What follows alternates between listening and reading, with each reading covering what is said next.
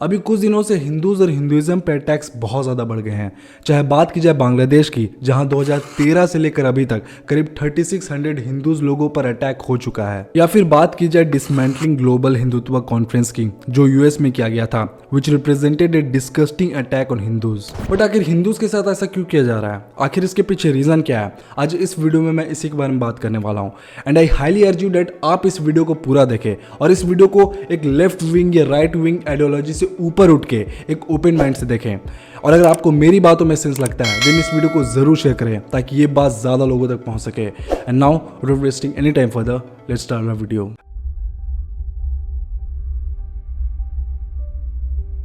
Well, Hindus पे attacks क्यों किया जा रहा है? इसका शॉर्ट एंड सिंपल आंसर है to hamper India's growth and development. कैसे? इसे समझने के लिए आपको इन 4 फैक्टर्स को कंसिडर करना पड़ेगा। Number 1, media and social media.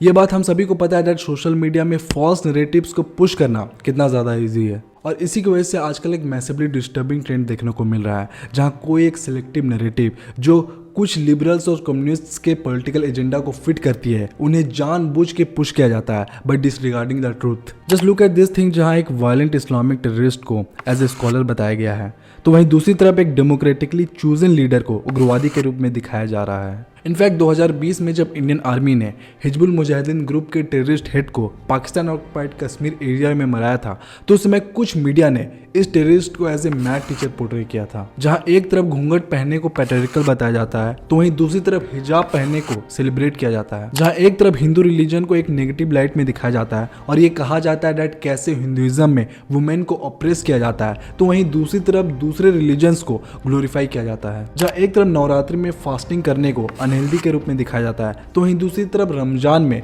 Fasting करने को as a good physical exercise के रूप में दिखाया जाता है। और ये तो सिर्फ कुछ एग्जांपल्स हैं, ऐसे में आपको बहुत सारे एग्जांपल दिखा सकता हूँ। देखिए, मेरा इंटेंशन किसी दूसरे रिलीजन को हेट फैलाना नहीं है। I just want an answer to this simple question that आखिर हिंदुइज्म को एक नेगेटिव लाइट में क्यों पोर्ट्रे किया जा रहा है। नाउ यू नो दैट कैसे आजकल सोशल मीडिया में डिसइंफॉर्मेशन और फॉल्स नैरेटिव को बिल्ड किया जाता है against the Hindus, which seems deeply concerning and we don't know that how deep is this rabbit hole. Number 2, educational system and arts.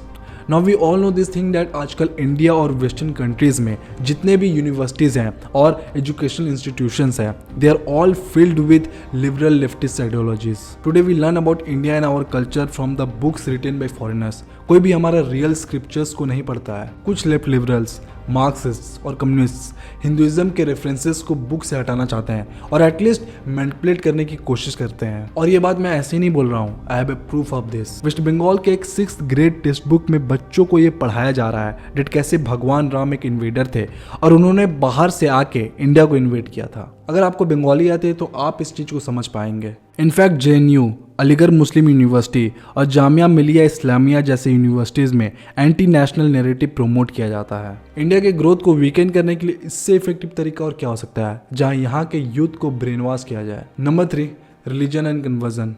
आजकल बहुत सारे हिंदूज को रिलीजन शेमिंग का सामना करना पड़ता है जब वो अपने ट्रेडिशन को फॉलो करते हैं। अभी कुछ दिन पहले रश्मि सामंत, जो इंडिया से ऑक्सफोर्ड यूनिवर्सिटी गई थी फॉर हायर एजुकेशन, उसे एक डेमोक्रेटिकली जीते हुए स्टूडेंट यूनियन प्रेसिडेंट के पोस्ट से फोर्सफुली रिजाइन कराया गया। रीजन?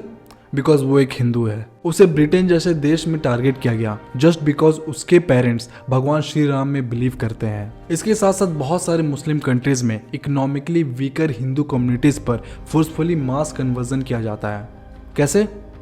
ऐसे, सबसे पहले हिंदू माइनॉरिटी एरिया में रहने वाली यंग लड़कियों को उठाया जाता है और फिर उन्हें भूखा रखा जाता है और कहा जाता है दैट अगर वो मुस्लिम कास्ट में कन्वर्ट हो जाती है तो they will be rewarded with money and land. This is one of the strategies जो मुस्लिम कंट्रीज में यूज किया जाता है to wipe out Hindus. Number 4, politics and socio economic terrorism.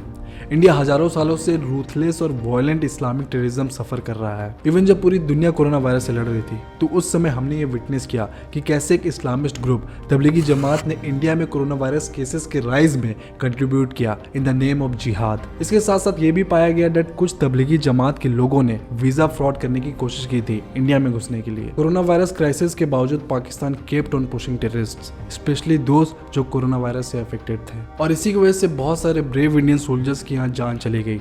वैसे भी हम पाकिस्तान से और एक्सपेक्ट भी क्या कर सकते हैं। Recently it has been found that Pakistan में anti India social media agenda run किया जा रहा है टू हर्ट इंडिया। इनफैक्ट गजवाए हिंद कॉन्सेप्ट को रेगुलरली इंडिया और पाकिस्तान के मुस्लिम्स को बेचा जाता है, डेट कैसे भारत की धरती पे मुस्लिम्स की विक्ट्री होगी। इन चारों फैक्ट्स को अगर आप देखोगे तो ये एक ही तरफ इशारा करती है डेट ये सारी चीजें इंडिया के टुकड़े करने के लिए की जा रही है, इंडिया को डिस्ट्रॉय करने के लिए किया जा रहा है, ताकि इंडिया कभी भी ग्लोबल लीडर ना बने और हमेशा डिवाइडेड रहे। And one thing is pretty clear that this hypocritic secularism is not working for Hindus anymore. अगर आपको मेरी बातों में सेंस लगा देन ये बात ज्यादा लोगों तक पहुंचाने के लिए इस वीडियो को शेयर करें। और अगर आपको इंडिया के ऊपर ऐसी और इंपॉर्टेंट टॉपिक्स पर वीडियोस देखने हैं then watch these videos which are right in front of you.